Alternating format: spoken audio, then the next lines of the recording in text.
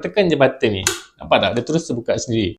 Ni interface kat depan ni digital panel. Korang boleh setting dia punya temperature. Okey, sekarang ni 30 darjah Celsius. Korang boleh naikkan volume untuk temperature ni sehingga 100 darjah Celsius. Betul-betul panas hingga 100 darjah Celsius kalau korang nak buat Maggi soup ke kan. Okey, instant noodle segera korang boleh setting kepada 100 darjah Celsius. Ni button ni. Nampak tak? Dia terus terbuka sendiri. So, kalau korang nak buat isom kan, okay, just normal dia punya suhu tu korang boleh setting kepada paras paling rendah iaitu paras 40 darjah Celsius. Untuk buat air teh, korang boleh setting sehingga 95 darjah Celsius. Kalau korang nak brew air kopi untuk perfect coffee bean punya brew, korang boleh setting sehingga 85 darjah Celsius. Apa korang setting, korang boleh tekan button dekat bahagian bawah ni. So, bila korang tekan bermaksud korang dah ready untuk kettle ni boil air tu supaya masak pada level temperature yang korang dah tetap.